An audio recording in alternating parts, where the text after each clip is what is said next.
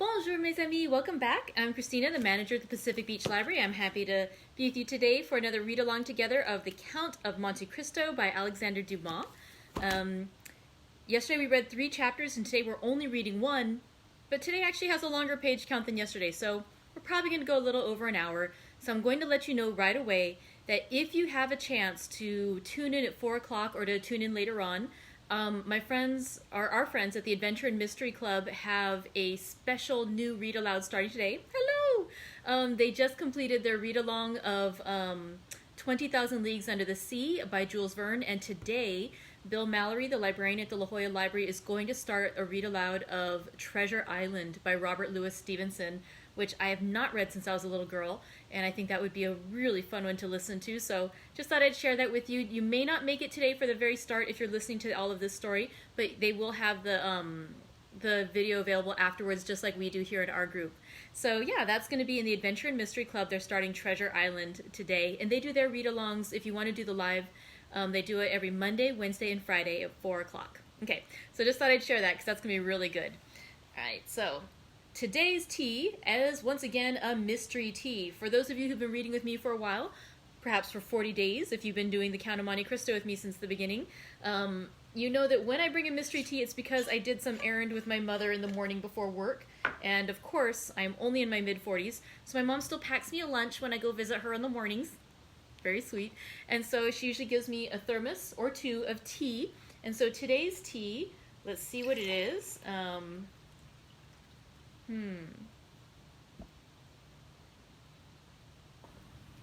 Chamomile. Excellent. But yeah, it's one of those things. When your family makes you tea, it tastes like love. And it really does. It just makes it that much better that my mom made me tea this morning before work so I could have something to enjoy in the afternoon. That's just lovely. So, and that happy note, let's talk a little bit about what happened yesterday in our reading. We read 3 chapters together, and today, like I said, we'll just read 1, but it's a long one. I know, Pam was just saying too, but it's just, yeah, tea is a beautiful thing, and sharing something with your family or your friends and your dear ones, it just makes it that much better. So, it's a wonderful start to my day.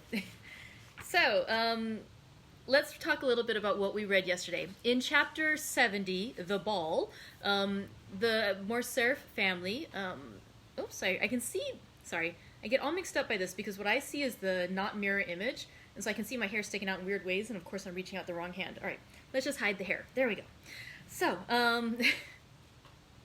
got distracted by my hair.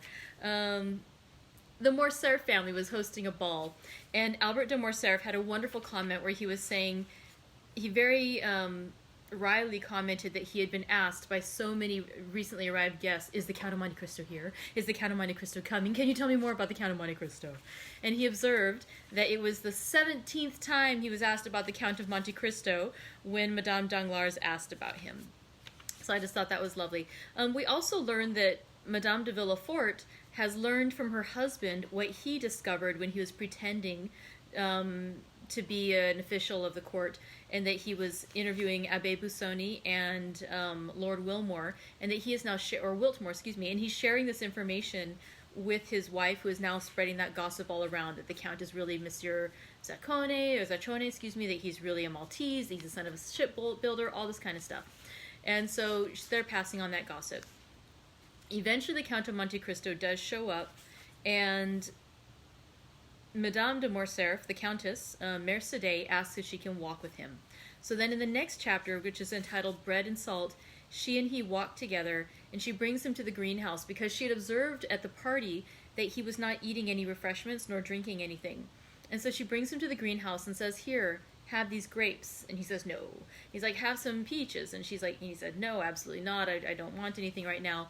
And she brings up the custom in Arabian countries that it makes eternal friends of those who have together eaten bread and salt beneath the same roof. And he says he knows of that custom, but it doesn't apply there because they are in France right now. But basically the implication is that she wants him to commit to his friendship, that he has good intentions, that he doesn't harbor ill will against her or her family, most notably her son. And he will not commit to it. He just sort of like, no, I'm just not hungry. They also talk, too, about his past, Neither of them say directly that they recognize each other. But he mentions how she asks if he's married, and he says no, and he says, I once loved a woman. I loved one woman, and we were engaged, and I thought she would be faithful to me.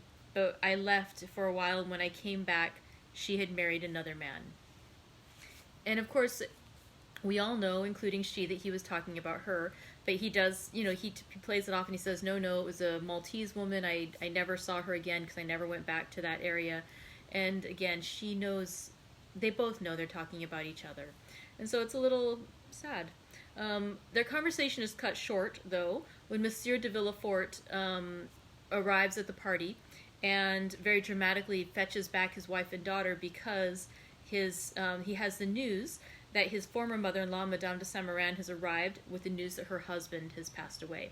And so at that point, the focus of our story switches from Monte Cristo and Mercédès to Valentine de Villefort. And so we see in chapter 72, which is entitled Madame de Saint-Méran, she is speaking with her son-in-law, Monsieur de Villefort, about the sudden passing of her husband. It was strange. They believe he had an apoplectic seizure, or an attack, and it's just very unexpected and strange. She also is fearful that she might be sick as well. And sorry, my recaps are really weird. Yeah, so she's worried that she is feeling sick too. And so she says, I'm pretty sure I'm dying. And they're like, well, no, I think you're going to be okay. She's like, no, I think I'm dying. And you had mentioned to us, and that was the reason my husband and I were hurrying over to see you, was that Valentine might be betrothed to somebody soon. And the father says, well, yes, we want to marry her off to Franz d'Épinay. And the grandmother of Valentine, Madame de Saint-Méran, says, I want to see her married before I'm dead. We must hurry up that wedding and get her married as fast as we can. And so they call in Valentine then, who is very upset about the news that her beloved grandfather has died, that her grandmother, whom she also loves very much, is not feeling well, and in fact is fearful that she is dying. But on top of that she is going to be forced, even more quickly than she had thought was going to happen, to marry Franz d'Épinay, despite her having feelings instead for Maximilien Morel. So, big drama happening right now. On top of this, too, Madame de Saint-Méran, the grandmother of Valentine, mentions that, because she stays the night at the Villefort house before she really gets onto the, I'm definitely dying, I need to take care of this quickly, I need to get my granddaughter married off.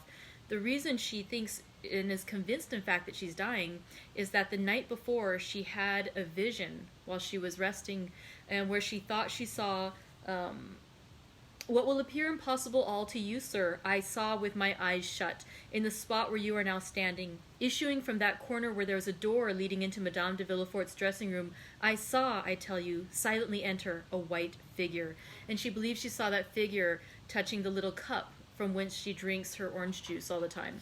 And so again, she's convinced that spirit, that shade, was somehow related to her dead husband, and that's why she believes she's being called to the grave soon, and she must see the daughter of her only beloved daughter, her granddaughter, married before she can die at peace. So that is the dramatic recapitulation of what happened yesterday. And today we only have, as I said, one chapter, but it's a long chapter, and it's called The Promise. It is not a When in Rome song, it's a When in Paris book. Okay, that was my reference for anyone else who loves late 80s or early 90s music. I think that was late 80s. So let's go in and enjoy The Promise by Alexandre Dumas, chapter 73.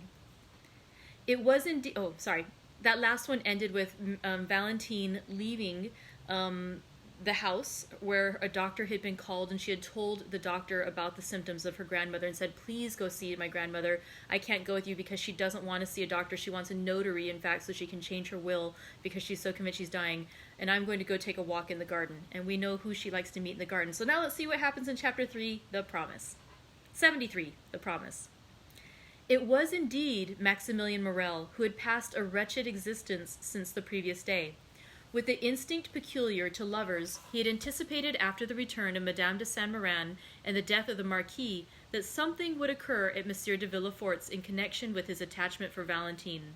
His presentiments were realized, as we shall see, and his uneasy forebodings had goaded him pale and trembling to the gate under the chestnut trees.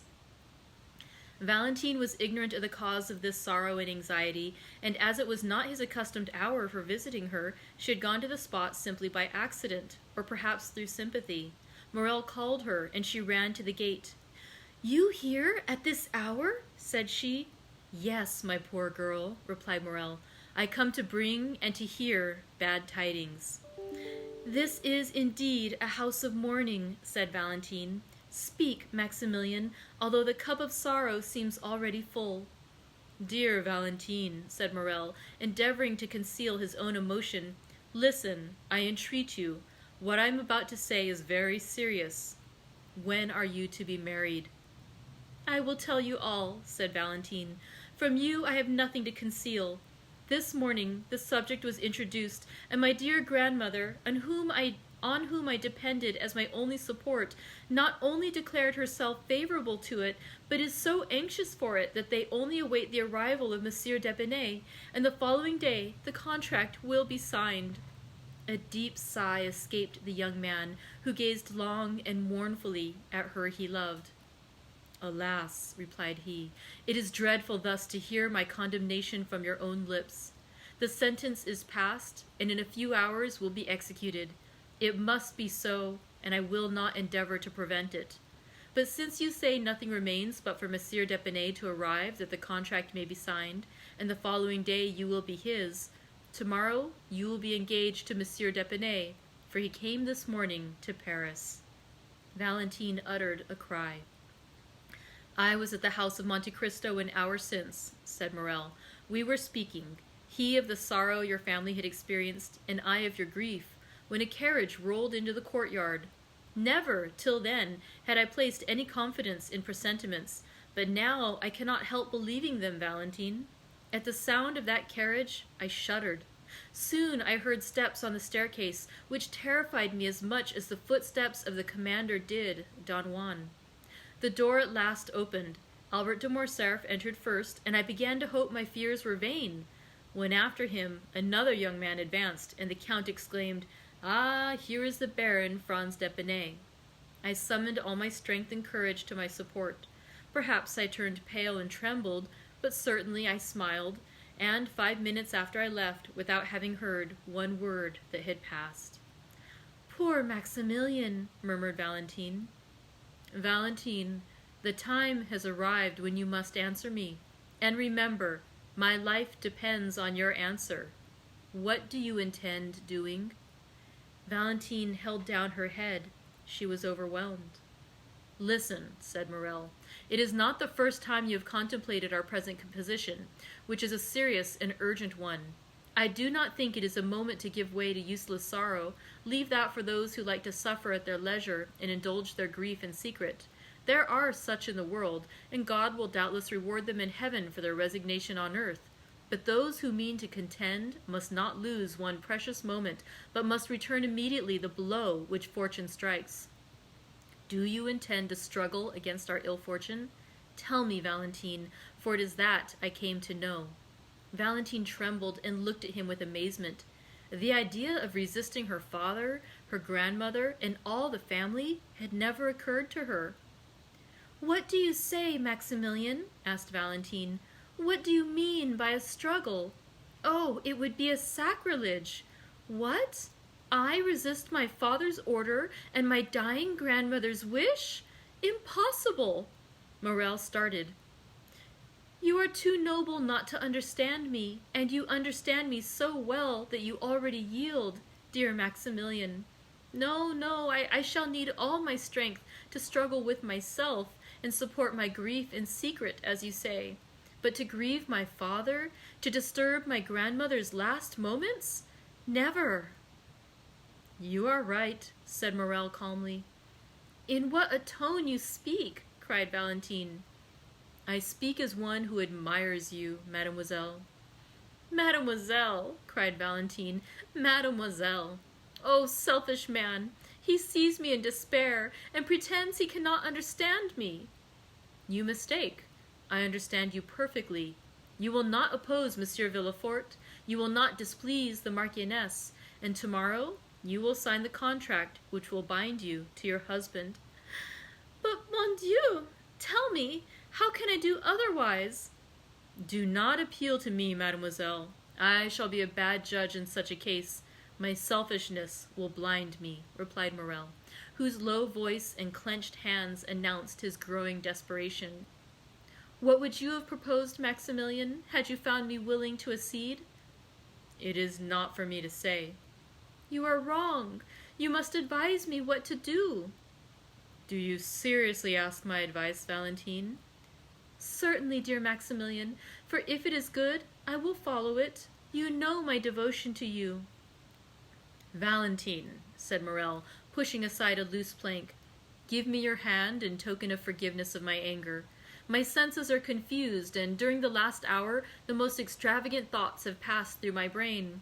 Oh, if you refuse my advice— What do you advise? Said Valentine, raising her eyes to heaven and sighing. I am free, replied Maximilian, and rich enough to support you. I swear to make you my lawful wife before my lips even shall have approached your forehead. You make me tremble, said the young girl. Follow me, said Morel. I will take you to my sister, who is worthy also to be yours. We will embark for Algiers, for England, for America, or, if you prefer it, retire to the country and only return to Paris when our friends have reconciled your family. Valentine shook her head. I feared it, Maximilian, said she. It is the counsel of a madman, and I should be more mad than you did I not stop you at once with the words, Impossible, Morel, impossible. You will then submit to what fate decrees for you without even attempting to contend with it, said Morel sorrowfully. Yes, if I die. Well, Valentine, resumed Maximilian, I can only say again that you are right. Truly, it is I who am mad, and you prove to me that passion blinds the most well-meaning. I appreciate your calm reasoning. It is then understood that tomorrow you will be irrevocably promised to Monsieur Franz d'Epinay, not only by that theatrical formality invented to heighten the effect of a comedy called the signature of the contract, but your own will. Again, you drive me to despair, Maximilian, said Valentine. Again, you plunge the dagger into the wound. What would you do, tell me, if your sister listened to such a proposition? Mademoiselle, replied Morel with a bitter smile, I am selfish. You have already said so. And as a selfish man, I think not of what others would do in my situation, but of what I intend doing myself. I think only that I have known you not a whole year. From the day I first saw you, all my hopes of happiness have been in securing your affection. One day you acknowledged that you loved me, and since that day my hope of future happiness has rested on obtaining you, for to gain you would be life to me. Now I think no more. I say only that fortune has turned against me. I had thought to gain heaven, and now I have lost it. It is an everyday occurrence for a gambler to lose not only what he possesses, but also what he has not. Morel pronounced these words with perfect calmness. Valentine looked at him a moment with her large, scrutinizing eyes, endeavoring not to let Morel discover the grief which struggled in her heart. But, in a word, what are you going to do? Asked she. I am going to have the honor of taking my leave of you, mademoiselle, solemnly assuring you that I wish your life may be so calm, so happy, and so fully occupied that there may be no place for me even in your memory. Oh, murmured Valentine. Adieu, Valentine. Adieu, said Morel, bowing. Where are you going? Cried the young girl, extending her hand through the opening and seizing Maximilian by his coat, for she understood from her own agitated feelings that her lover's calmness could not be real. Where are you going? I am going that I may not bring fresh trouble into your family, and to set an example which every honest and devoted man, situated as I am, may follow. Before you leave me, tell me what you are going to do, Maximilian. The young man smiled sorrowfully. Speak, speak, said Valentine. I entreat you. Has your resolution changed, Valentine? It cannot change, unhappy man. You know it must not, cried the young girl. Then adieu, Valentine. Valentine shook the gate with a strength of which she could not have been supposed to be possessed, as Morel was going away, and passing both her hands through the opening, she clasped and wrung them. "I must know what you mean to do," said she. "Where are you going?" "Oh, fear not," said Maximilian, stopping at a short distance. "I do not intend to render another man responsible for the rigorous fate reserved for me. Another might threaten to seek Monsieur Franz, to provoke him and to fight with him. All that would be folly. What has Monsieur Franz to do with it? He saw me this morning for the first time and has already forgotten he has seen me. He did not even know I existed when it was arranged by your two families that you should be united. I have no enmity against Monsieur Franz, and promise you the punishment shall not fall on him." "On whom, then? On me?" "On you? Valentine! Oh, heaven forbid! Woman is sacred. The woman one loves is holy."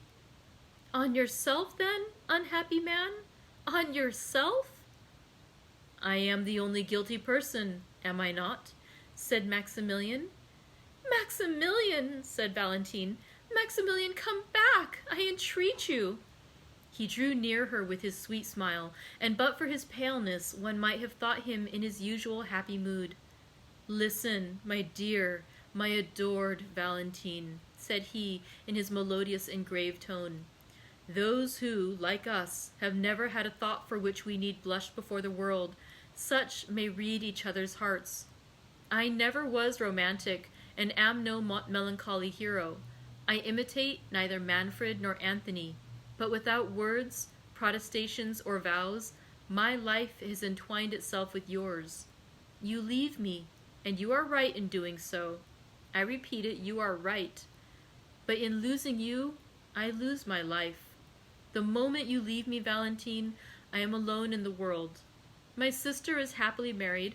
Her husband is only my brother-in-law, that is, a man whom the ties of social life alone attach to me. No one then longer needs my useless life. This is what I shall do. I will wait until the very moment you are married, for I will not lose the shadow of one of those unexpected chances which are sometimes reserved for us, since Monsieur Franz may, after all, die before that time. A thunderbolt may fall even on the altar as you approach it. Nothing appears impossible to one condemned to die, and miracles appear quite reasonable when his escape from death is concerned. I will, then, wait until the last moment, and when my misery is certain, irremediable,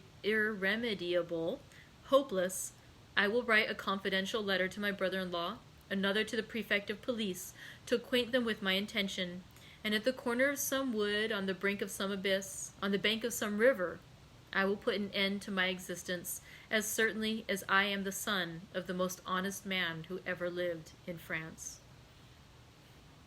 Valentine trembled convulsively. She loosened her hold of the gate. Her arms fell by her side, and 2 large tears rolled down her cheeks. The young man stood before her, sorrowful and resolute. "Oh, for pity's sake," said she, "you will live, will you not?" "No, on my honor," said Maximilian, "but that will not affect you. You have done your duty, and your conscience will be at rest." Valentine fell on her knees and pressed her almost bursting heart. "Maximilian," said she, "Maximilian, my friend, my brother on earth, my true husband in heaven, I entreat you, do as I do, live in suffering. Perhaps we may one day be united." "Adieu, Valentine," repeated Morel. "My God," said Valentine, raising both her hands to heaven with a sublime expression, "I have done my utmost to remain a submissive daughter. I have begged, entreated, implored. He has regarded neither my prayers, my entreaties, nor my tears. It is done," cried she, wiping away her tears and resuming her firmness. "I am resolved not to die of remorse, but rather of shame. Live, Maximilian, and I will be yours. Say, when shall it be? Speak, command, I will obey." Morel, who had already gone some few steps away, again returned, and pale with joy extended both hands towards Valentine through the opening. "Valentine," said he, "dear Valentine, you must not speak thus. Rather, let me die. Why should I obtain you by violence, if our love is mutual? Is it from mere humanity you bid me to live? I would then rather die." "Truly," murmured Valentine, "who on this earth cares for me, if he does not? Who has consoled me in my sorrow but he? On whom do my hopes rest? On whom does my bleeding heart repose? On him, always on him. Yes, you are right, Maximilian. I will follow you. I will leave the paternal home. I will give up all. Oh, ungrateful girl that I am," cried Valentine, sobbing. "I will give up all, even my dear old grandfather, whom I had nearly forgotten." "No," said Maximilian, "you shall not leave him. Monsieur Noirtier has evinced, you say, a kind feeling towards me. Well, before you leave, tell him all. His consent would be your justification in God's sight. As soon as we are married, he shall come and live with us. Instead of one child, he shall have two. You have told me how you talk to him and how he answers you. I shall very soon learn that language by signs, Valentine, and I promise you solemnly that instead of despair, it is happiness that awaits us." "Oh, see, Maximilian, see the power you have over me. You almost make me believe you. And yet, what you tell me is madness, for my father will curse me. He is inflexible. He will never pardon me. Now listen to me, Maximilian. If by artifice, by entreaty, by accident, in short, if by any means I can delay this marriage, will you wait?" "Yes, I promise you, as faithfully as you have promised me, that this horrible marriage shall not take place, and that if you are dragged before a magistrate or a priest, you will refuse." "I promise you by all that is most sacred to me in the world, namely, by my mother." "We will wait then," said Morel. "Yes, we will wait," replied Valentine, who, revived at these words, "There are so many things which may save unhappy beings such as we are." "I rely on you, Valentine," said Morel. "All you do will be well done. Only, if they disregard your prayers, if your father and Madame de Saint-Méran insist that Monsieur d'Épinay should be called tomorrow to sign the contract, then you have my promise, Maximilian. Instead of signing, I will go to you, and we will fly.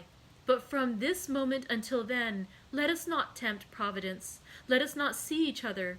It is a miracle, it is a providence that we have not been discovered. If we were surprised, if it were known that we met thus, we should have no further resource." "You are right, Valentine. But how shall I ascertain?" "From the notary, Monsieur Deschamps. I know him. And for myself, I will write to you. Depend on me. I dread this marriage, Maximilian, as much as you." "Thank you, my adored Valentine. Thank you. That is enough. When once I know the hour, I will hasten to this spot. You can easily get over this fence with my assistance. A carriage will await us at the gate, in which you will accompany me to my sisters. There living, retired or mingling in society as you wish, we shall be enabled to use our power to resist oppression, and not suffer ourselves to be put to death like sheep, which only defend themselves by sighs." "Yes," said Valentine, "I will now acknowledge you are right, Maximilian. And now, are you satisfied with your betrothal?" said the young girl sorrowfully. "My adored Valentine, words cannot express one half of my satisfaction." Valentine had approached, or rather had placed her lips so near the fence that they nearly touched those of Morel, which were pressed against the other side of the cold and inexorable barrier. "Adieu, then, till we meet again," said Valentine, tearing herself away. "I shall hear from you?" "Yes." Thanks, dear love. Adieu." The sound of a kiss was heard, and Valentine fled through the avenue. Morel listened to catch the last sound of her dress brushing the branches and of her footstep on the gravel, then raised his eyes with an ineffable smile of thankfulness to heaven for being permitted to be thus loved, and then also disappeared. The young man returned home and waited all the evening and all the next day without getting any message. It was only on the following day, at about 10 o'clock in the morning, as he was starting to call on Monsieur Deschamps, the notary, that he received from the postman a small billet, which he knew to be from Valentine, although he had not before seen her writing. It was to this effect: "Tears, entreaties, prayers have availed me nothing. Yesterday for 2 hours I was at the church of Saint Philippe des Roules, and for 2 hours I prayed most fervently. Heaven is as inflexible as man, and the signature of the contract is fixed for this evening at 9 o'clock. I have but one promise and but one heart to give. That promise is pledged to you. That heart is also yours. This evening, then, at 8:45 at the gate. Your betrothed, Valentine de Villefort. P.S. My poor grandmother gets worse and worse. Yesterday her fever amounted to delirium. Today her delirium is almost madness. You will be very kind to me, will you not, Morel, to make me forget my sorrow in leaving her thus? I think it is kept a secret from Grandpapa Noirtier that the contract is to be signed this evening." Morel went also to the notary, who confirmed the news that the contract was to be signed that evening. Then he went to call on Monte Cristo and heard still more. Franz had been to announce the ceremony, and Madame de Villefort had also written to beg the Count to excuse her for not inviting him. The death of Monsieur de Saint-Méran and the dangerous illness of his widow would cast a gloom over the meeting which she would regret should be shared by the Count, whom she wished every happiness. The day before Franz had been presented to Madame de Saint-Méran, who had left her bed to receive him, but had been obliged to return to it immediately after. It was easy to suppose that Morel's agitation would not escape the Count's penetrating eye. Monte Cristo was more affectionate than ever. Indeed, his manner was so kind that several times Morel was on the point of telling him all, but he recalled the promise he had made to Valentine and kept his secret. The young man read Valentine's letter 20 times in the course of the day. It was her first, and on what an occasion! Each time he read it, he renewed his vow to make her happy. How great is the power of a woman who has made so courageous a resolution! What devotion does she deserve from him for whom she has sacrificed everything? How ought she really to be supremely loved? She becomes at once a queen and a wife, and it is impossible to thank and love her sufficiently. Morel longed intensely for the moment when he should hear Valentine say, "Here I am, Maximilian, come and help me." He had arranged everything for her escape. 2 ladders were hidden in the clover field. A cabriolet was ordered for Maximilian alone, without a servant, without lights. At the turning of the first street they would light the lamps, as it would be foolish to attract the notice of the police by too many precautions. Occasionally he shuddered. He thought of the moment when, from the top of that wall, he should protect the descent of his dear Valentine, pressing in his arms for the first time her of whom he had yet only kissed the delicate hand. When the afternoon arrived and he felt that the hour was drawing near, he wished for solitude. His agitation was extreme. A simple question from a friend would have irritated him. He shut himself in his room and tried to read, but his eye glanced over the page without understanding a word, and he threw away the book, and for the second time sat down to sketch his plan, the ladders and the fence. At length the hour drew near. Never did a man deeply in love allow the clocks to go on peacefully. Morel tormented his so effectually that they struck 8 at 6:30.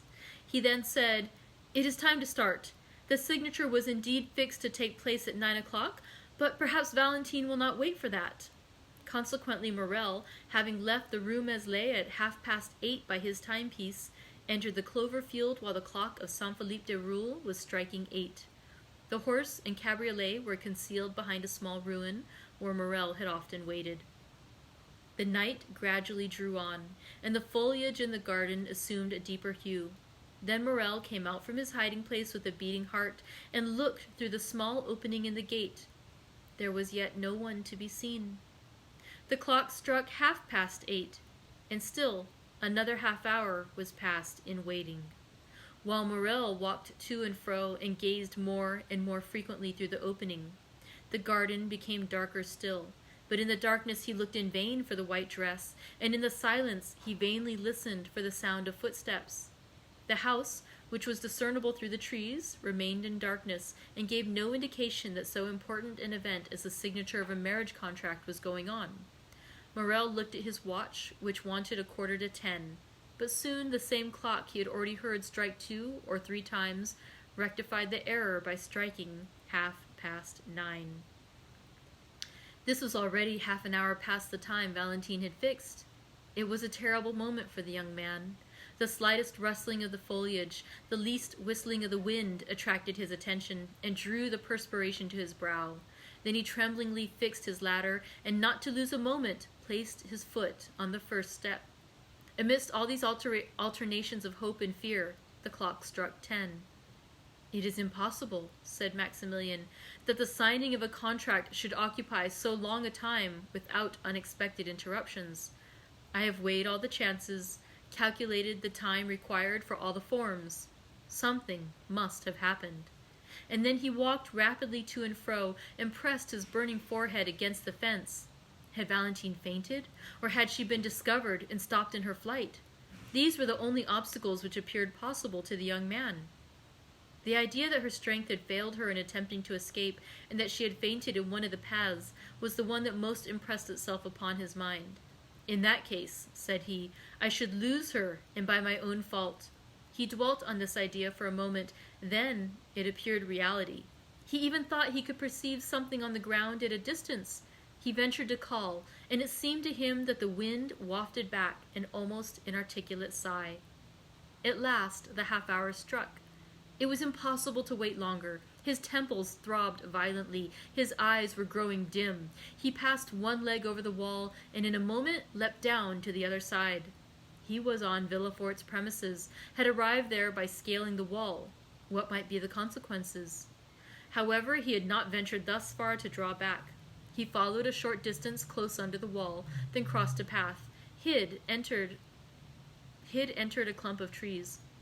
In a moment he had passed through them and could see the house distinctly. Then Morel saw that he had been right in believing that the house was not illuminated. Instead of lights at every window, as is customary on days of ceremony, he saw only a gray mass, which was veiled also by a cloud, which at that moment obscured the moon's feeble light. A light moved rapidly from time to time past 3 windows of the second floor. These 3 windows were in Madame de Saint-Méran's room. Another remained motionless behind some red curtains, which were in Madame de Villefort's bedroom. Morel guessed all this. So many times, in order to follow Valentine in thought at every hour of the day, had he made her describe the whole house, that without having seen it, he knew it all. The darkness and silence alarmed Morel still more than Valentine's absence had done. Almost mad with grief and determined to venture everything in order to see Valentine once more and be certain of the misfortune he feared, Morel gained the edge of the clump of trees and was going to pass as quickly as possible through the flower garden when the sound of a voice, still at some distance, but which was borne upon the wind, reached him. At this sound, as he was already partially exposed to view, he stepped back and concealed himself completely, remaining perfectly motionless. He had formed his resolution. If it was Valentine alone, he would speak as she passed. If she was accompanied and he could not speak, still he should see her and know that she was safe. If they were strangers, he would listen to their conversation and might understand something of this hitherto incomprehensible mystery. The moon had just then escaped from behind a cloud which had concealed it, and Morel saw Villefort come out upon the steps, followed by a gentleman in black. They descended and advanced towards the clump of trees, and Morel soon recognized the other gentleman as Dr. d'Avrigny. The young man, seeing them approach, drew back mechanically until he found himself stopped by a sycamore tree in the center of the clump. There he was compelled to remain. Soon the 2 gentlemen stopped also. "Ah, my dear doctor," said the procureur, "Heaven declares itself against my house. What a dreadful death! What a blow! Seek not to console me. Alas, nothing can alleviate so great a sorrow. The wound is too deep and too fresh. Dead, dead." The cold sweat sprang to the young man's brow, and his teeth chattered. Who could be dead in that house which Villefort himself had called accursed? "My dear Monsieur de Villefort," replied the doctor, with a tone which redoubled the terror of the young man, "I have not led you here to console you. On the contrary—" "What can you mean?" asked the procureur, alarmed. I mean that behind the misfortune which has just happened to you, there is another, perhaps, still greater." "Can it be possible?" murmured Villefort, clasping his hands. "What are you going to tell me?" "Are we quite alone, my friend?" "Yes, quite. But why all these precautions?" "Because I have a terrible secret to communicate to you," said the doctor. "Let us sit down." Villefort fell, rather than seated himself. The doctor stood before him, with one hand placed on his shoulder. Morrel, horrified, supported his head with one hand, and with the other pressed his heart, lest its beatings should be heard. "Dead, dead," repeated he within himself, and he felt as if he were also dying. "Speak, doctor, I am listening," said Villefort. "Strike, I am prepared for everything." Madame de Saint-Méran was, doubtless, advancing in years, but she enjoyed excellent health. Morrel began again to breathe freely, which he had not done during the last 10 minutes. "Grief has consumed her," said Villefort. "Yes, grief, doctor. After living 40 years with the Marquis—" "It is not grief, my dear Villefort," said the doctor. "Grief may kill, although it rarely does, and never in a day, never in an hour, never in 10 minutes. Villefort answered nothing. He simply raised his head, which had been cast down before, and looked at the doctor with amazement. "Were you present during the last struggle?" asked Monsieur d'Avrigny. "I was," replied the procureur. "You begged me not to leave." "Did you notice the symptoms of the disease to which Madame de Saint-Méran has fallen a victim?" "I did. Madame de Saint-Méran had 3 successive attacks, at intervals of some minutes, each one more serious than the former. When you arrived, Madame de Saint-Méran had already been panting for breath some minutes. She then had a fit, which I took to be simply a nervous attack, and it was only when I saw her raise herself in her bed, and her limbs and neck appeared stiffened, that I became really alarmed. Then I understood from your countenance there was more to fear than I had thought. This crisis past, I endeavored to catch your eye, but could not. You held her hand. You were feeling her pulse, and the second fit came on before you had turned towards me. This was more terrible than the first. The same nervous movements were repeated, and the mouth contracted and turned purple. And at the third she expired. At the end of the first attack, I discovered symptoms of tetanus. You confirmed my opinion. Yes, before others, replied the doctor. But now we are alone. What are you going to say? Oh, spare me! That the symptoms of tetanus and poisoning by vegetable substances are the same. Monsieur de Villefort started from his seat, then in a moment fell down again, silent and motionless. Morrel knew not if he were dreaming or awake. Listen, said the doctor. I know the full importance of the statement I have just made, and the disposition of the man to whom I have made it. Do you speak to me as a magistrate or as a friend? Asked Villefort. As a friend, and only as a friend, at this moment. The similarity in the symptoms of tetanus and poisoning by vegetable substances is so great that were I obliged to affirm by oath what I have now stated, I should hesitate. I therefore repeat to you, I speak not to a magistrate, but to a friend. And to that friend I say, during the 3/4 of an hour that the struggle continued, I watched the convulsions and the death of Madame de Saint-Méran, and am thoroughly convinced that not only did her death proceed from poison, but I could also specify the poison. Can it be possible? The symptoms are marked, do you see? Sleep broken by nervous spasms, excitation of the brain, torpor of the nerve centers. Madame de Saint-Méran succumbed to a powerful dose of brucine or of strychnine, which by some mistake, perhaps, has been given to her. Villefort seized the doctor's hand. Oh, it is impossible, said he. I must be dreaming. It is frightful to hear such things from such a man as you. Tell me, I entreat you, my dear doctor, that you may be deceived. Doubtless I may, but... But I do not think so. Have pity on me, doctor. So many dreadful things have happened to me lately that I am on the verge of madness. Has anyone besides me seen Madame de Saint-Méran? No. Has anything been sent for from a chemist's that I have not examined? Nothing. Had Madame de Saint Méran any enemies? Not to my knowledge. Would her death affect anyone's interest? It could not indeed. My daughter is her only heiress, Valentine alone. Oh, if such a thought could present itself, I would stab myself to punish my heart for having for one instant harbored it. Indeed, my dear friend, said Monsieur d'Avrigny, I would not accuse anyone. I speak only of an accident, you understand, of a mistake. But whether accident or mistake, the fact is there. It is on my conscience, and compels me to speak aloud to you. Make inquiry. Of whom? How? Of what? May not Barrois, the old servant, have made a mistake and have given Madame de Saint Méran a dose prepared for his master? For my father? Yes. But how could a dose prepared for Monsieur Noirtier poison Madame de Saint Méran? Nothing is more simple. You know poisons become remedies in certain diseases, of which paralysis is one. For instance, having tried every other remedy to restore movement and speech to Monsieur Noirtier, I resolved to try one last means, and for 3 months I have been giving him brucine, so that in the last dose I ordered for him there were 6 grains. This quantity, which is perfectly safe to administer to the paralyzed frame of Monsieur Noirtier, which is gradually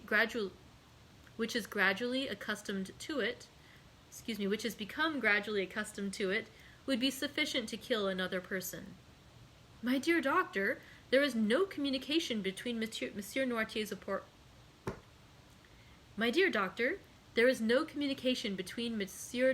apartment and that of Madame de Saint Méran, and Barrois never entered my mother-in-law's room. In short, doctor, although I know you to be the most conscientious man in the world, and although I place the utmost reliance in you, I want, notwithstanding my conviction, to believe this axiom, errare humanum est. Is there one of my brethren in whom you have equal confidence with myself? Why do you ask me that? What do you wish? Send for him. I will tell him what I have seen, and we will consult together and examine the body. And you will find traces of poison? No, I did not say of poison, but we can prove what was the state of the body. We shall discover the cause of her sudden death, and we shall say, Dear Villefort, if this thing has been caused by negligence, watch over your servants. If from hatred, watch your enemies. What do you propose to me, d'Avrigny? Said Villefort in despair. So soon as another is admitted into our secret, an inquest will become necessary, and an inquest in my house? Impossible. Still, continued the procureur, looking at the doctor with uneasiness, if you wish it, if you demand it, why then it shall be done. But doctor, you see me already so grieved. How can I introduce into my house so much scandal after so much sorrow? My wife and my daughter would die of it. And I, doctor, you know a man does not arrive at the post I occupy. One has not been king's attorney 25 years without having amassed a tolerable number of enemies. Mine are numerous. Let this affair be talked of, it will be a triumph for them, which will make them rejoice and cover me with shame. Pardon me, doctor, these worldly ideas. Were you a priest, I should not dare tell you that, but you are a man, and you know mankind. Doctor, pray recall your words. You have said nothing, have you? My dear Monsieur de Villefort, replied the doctor, my first duty is to humanity. I would have saved Madame de Saint Méran if science could have done it, but she is dead, and my duty regards the living. Let us bury this terrible secret in the deepest recesses of our hearts. I am willing, if anyone should suspect this, that my silence on the subject should be imputed to my ignorance. Meanwhile, sir, watch always, watch carefully, for perhaps the evil may not stop here. And when you have found the culprit, if you find him, I will say to you, you are a magistrate, do as you will. I thank you, doctor, said Villefort with indescribable joy. I never had a better friend than you. And as if he feared Dr. d'Avrigny would recall his promise, he hurried him towards the house. When they were gone, Morel ventured out from under the trees, and the moon shone upon his face, which was so pale it might have been taken for that of a ghost. I am manifestly protected in a most wonderful, but most terrible manner, said he. But Valentine, poor girl, how will she bear so much sorrow? As he thought thus, he looked alternately at the window with red curtains, and the 3 windows with white curtains. The light had almost disappeared from the former. Doubtless Madame de Villefort had just put out her lamp, and the night lamp alone reflected its dull light on the window. At the extremity of the building, on the contrary, he saw one of the 3 windows open. A wax light placed on the mantelpiece threw some of its pale rays without, and a shadow was seen for one moment on the balcony. Morrel shuddered. He thought he heard a sob. It cannot be wondered at that his mind, generally so courageous, but now disturbed by the 2 strongest human passions, love and fear, was weakened even to the indulgence of superstitious thoughts. Although it was impossible that Valentine should see him, hidden as he was, he thought he heard the shadow at the window call him. His disturbed mind told him so. This double error became an irresistible reality, and by one of the incomprehensible transports of youth, he bounded from his hiding place, and with 2 strides, at the risk of being seen, at the risk of alarming Valentine, at the risk of being discovered by some exclamation which might escape the young girl, he crossed the flower garden, which by the light of the moon resembled a large white lake, and having passed the rows of orange trees which extended in front of the house, he reached the step, ran quickly up, and pushed the door, which opened without offering any resistance. Valentine had not seen him. Her eyes, raised towards heaven, were watching a silvery cloud gliding over the azure, its form that of a shadow mounting towards heaven. Her poetic and excited mind pictured it as the soul of her grandmother. Meanwhile, Morrel had traversed the anteroom and found the staircase, which, being carpeted, prevented his approach being heard, and he had regained that degree of confidence that the presence of Monsieur de Villefort even would not have alarmed him. He was quite prepared for any such encounter. He would at once approach Valentine's father and acknowledge all, begging Villefort to pardon and sanction the love which united 2 fond and loving hearts. Morrel was mad. Happily, he did not meet anyone. Now, especially, did he find the description Valentine had given of the interior of the house useful to him. He arrived safely at the top of the staircase, and while he was feeling his way, a sob indicated the direction he was to take. He turned back. A door partly open enabled him to see his road and to hear the voice of one in sorrow. He pushed the door open and entered. At the other end of the room, under a white sheet which covered it, lay the corpse, still more alarming to Morrel since the account he had so unexpectedly overheard. By its side, on her knees, and with her head buried in the cushion of an easy-chair, was Valentine, trembling and sobbing, her hands extended above her head, clasped and stiff. She had turned from the window, which remained open, and was praying in accents that would have affected the most unfeeling. Her words were rapid, incoherent, unintelligible, for the burning weight of grief almost stopped her utterance. The moon, shining through the open blinds, made the lamp appear to burn paler and cast a sepulchral hue over the whole scene. Morrel could not resist thus. He was not exemplary for piety, he was not easily impressed, but Valentine suffering, weeping, wringing her hands before him, was more than he could bear in silence. He sighed and whispered a name, and the head, bathed in tears and pressed on the velvet cushion of a chair, a head like that of a Magdalene by Correggio, was raised and turned towards him. Valentine perceived him without betraying the least surprise. A heart overwhelmed with one great grief is insensible to minor emotions. Morrel held out his hand to her. Valentine, as her only apology for not having met him, pointed to the corpse under the sheet and began to sob again. Neither dared for some time to speak in that room. They hesitated to break the silence which death seemed to impose. At length Valentine ventured. "My friend," said she, "how came you here? Alas, I would say you are welcome, had not death opened the way for you into this house." "Valentine," said Morrel with a trembling voice, "I had waited since 8:30 and did not see you come. I became uneasy, leapt the wall, found my way through the garden, when voices conversing about the fatal event—" "What voices?" asked Valentine.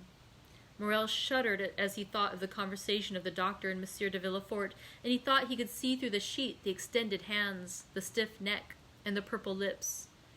"Your servants," said he, "who were repeating the whole of the sorrowful story. From them I learned it all." "But it was risking the failure of our plan to come up here, love." "Forgive me," replied Morel. "I will go away." "No," said Valentine. "You must meet someone. Stay." "But if anyone should come here?" The young girl shook her head. "No one will come here," said she. "Do not fear. There is our safeguard," pointing to the bed. "But what has become of Monsieur d'Épinay?" replied Morel. "Monsieur Franz arrived to sign the contract just as my dear grandmother was dying." "Alas," said Morel, with a feeling of selfish joy, for he thought this death would cause the wedding to be postponed indefinitely. "But what redoubles my sorrow," continued the young girl, as if this feeling was to receive its immediate punishment, "is that the poor old lady, on her deathbed, requested that the marriage might take place as soon as possible. She also, thinking to protect me, was acting against me." "Hark!" said Morel. They both listened. Steps were distinctly heard in the corridor and on the stairs. "It is my father, who has just left his study." To accompany the doctor to the door," added Morel. "How do you know it is the doctor?" asked Valentine, astonished. "I imagined it must be," said Morel. Valentine looked at the young man. They heard the street door close, then Monsieur de Villefort locked the garden door and returned upstairs. He stopped a moment in the anteroom, as if hesitating whether to turn to into his own apartment or into Madame de Saint-Méran's. Morel concealed himself behind a door. Valentine remained motionless, grief seeming to deprive her of all fear.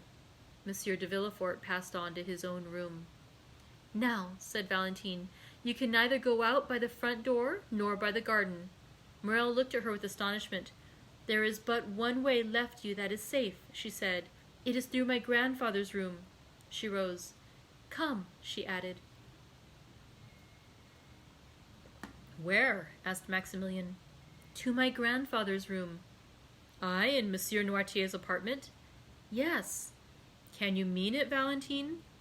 "I have long wished it. He is my only remaining friend, and we both need his help. Come." "Be careful, Valentine," said Morel, hesitating to comply with the young girl's wishes. "I now see my error. I acted like a madman in coming in here. Are you sure you are more reasonable?" "Yes," said Valentine, "and I have but one scruple, that of leaving my dear grandmother's remains, which I had undertaken to watch."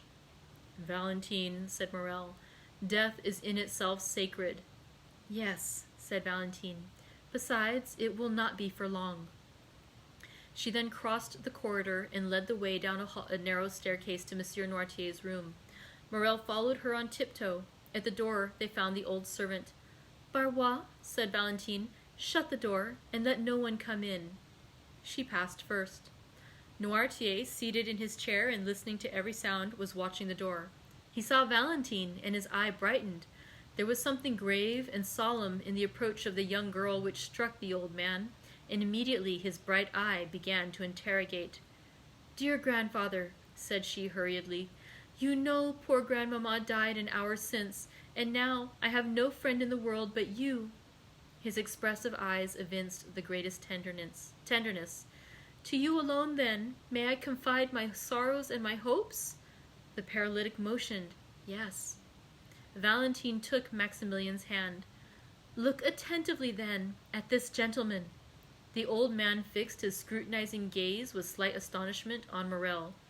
"It is Monsieur Maximilien Morel," said she, "the son of that good merchant of Marseille, whom you doubtless recollect." "Yes," said the old man. "He brings an irreproachable name, which Maximilien is likely to render glorious, since at 30 years of age he is a captain, an officer of the Legion of Honor." The old man signified that he recollected him. "Well, grandpapa," said Valentine, kneeling before him and pointing to Maximilien, "I love him, and will be only his. Were I compelled to marry another, I would destroy myself." The eyes of the paralytic expressed a multitude of tumultuous thoughts. "You like Monsieur Maximilien Morel, do you not, grandpapa?" asked Valentine. Yes. And you will protect us, who are your children, against the will of my father? Noirtier cast an intelligent glance at Morel, as if to say, perhaps I may. Maximilian understood him. Mademoiselle, said he, you have a sacred duty to fulfill in your deceased grandmother's room.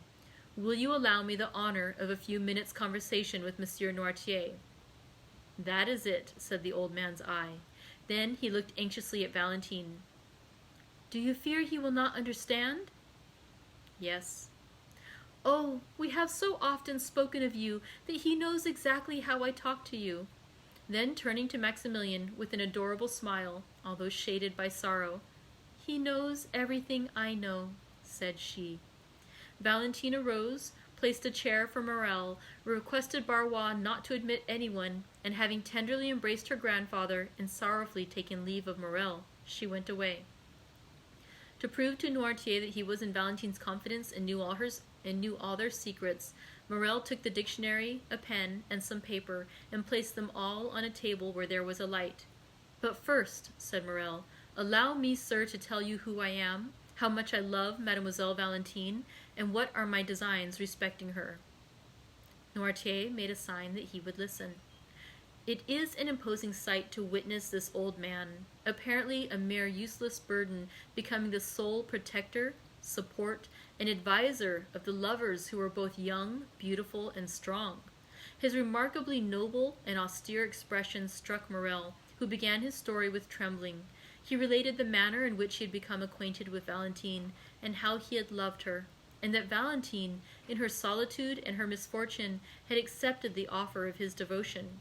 He told him his birth, his position, his fortune, and more than once, when he consulted the look of the paralytic, that look answered, "That is good. Proceed." "And now," said Morel, when he had finished the first part of his recital, "now I have told you of my love and my hopes. May I inform you of my intentions?" "Yes," signified the old man. "This was our resolution. A cabriolet was in waiting at the gate, in which I intended to carry off Valentine to my sister's house, to marry her, and to wait respectfully Monsieur de Villefort's pardon." "No," said Noirtier. "We must not do so?" "No." "You do not sanction our project?" "No." "There is another way," said Morel. The old man's interrogative eye said, "Which?" "I will go," continued Maximilian. "I will seek Monsieur Franz d'Epinay. I am happy to be able to mention this in Mademoiselle de Villefort's absence, and will conduct myself towards him so as to compel him to challenge me." Noirtier's look continued to interrogate. "You wish to know what I will do?" "Yes." "I will find him, as I told you. I will tell him the ties which bind me to Mademoiselle Valentine. If he be a sensible man, he will prove it by renouncing of his own accord the hand of his betrothed, and will secure my friendship and love until death. If he refuse, either through interest or ridiculous pride, after I have proved to him that he would be forcing my wife from me, that Valentine loves me and will have no other, I will fight him, give him every advantage, and I shall kill him or he will kill me. If I am victorious, he will not marry Valentine, and if I die, I am very sure Valentine will not marry him." Noirtier watched with indescribable pleasure this noble and sincere countenance, on which every sentiment his tongue uttered was depicted, adding by the expression of his fine features all that coloring adds to a sound and faithful drawing. Still, when Morel had finished, he shut his eyes several times, which was his manner of saying, "No." "No," said Morel. "You disapprove of this second project as you did of the first?" "I do," signified the old man. "But then, what then must be done?" asked Morel. "Madame de Saint-Méran's last request was that the marriage might not be delayed.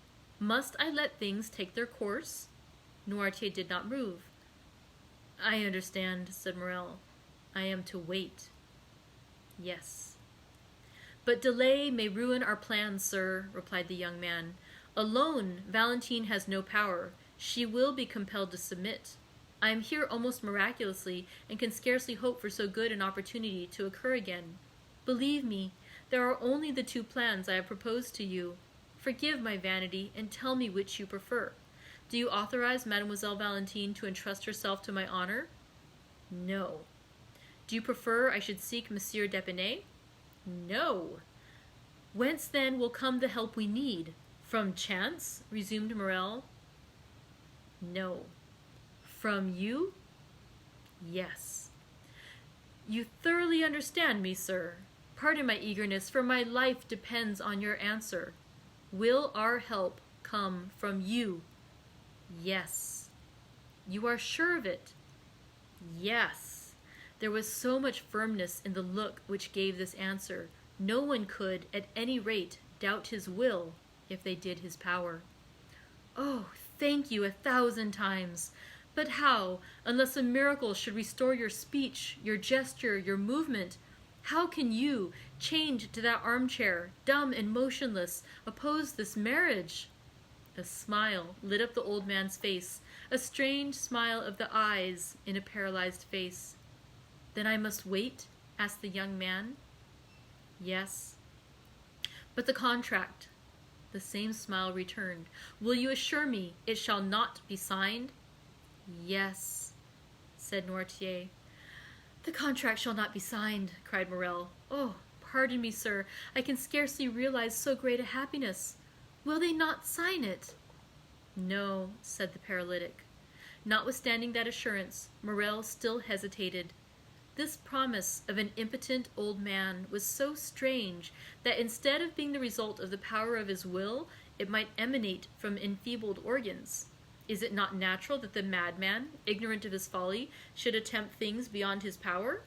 The weak man talks of burdens he can raise, the timid of giants he can confront, the poor of treasures he spends. The most humble peasant, in the height of his pride, calls himself Jupiter. Whether Noirtier understood the young man's indecision, or whether he had not full confidence in his docility, he looked uneasily at him. What do you wish, sir? Asked Morel.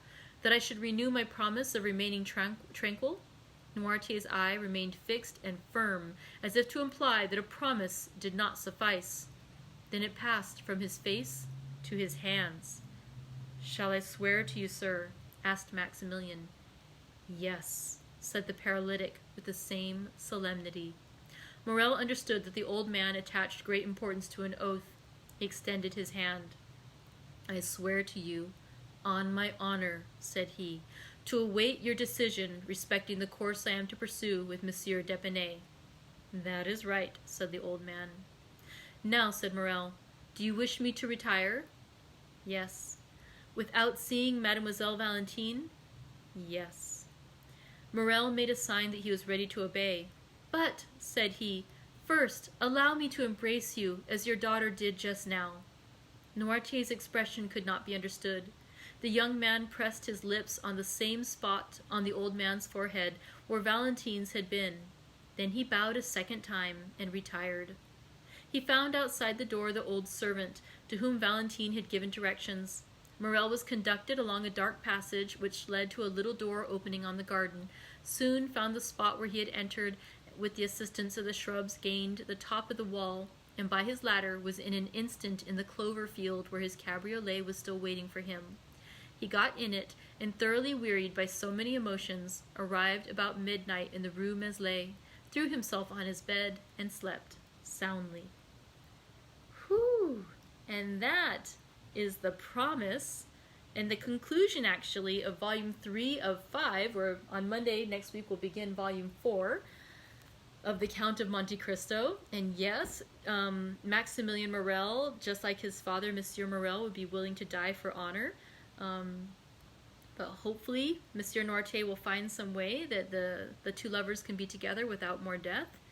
We'll have to wait and see. We have 2 more volumes to find out what happens in this amazingly complicated, and yet it's really coming together book, The Count of Monte Cristo. Thank you for joining me today, and I look forward to reading with you next week. I hope you have a fabulous weekend. And yes, woo, indeed, it's been a big, exciting ride. Thank you so much, and I hope you have a great weekend. And that you get to have some lovely tea also. Bye.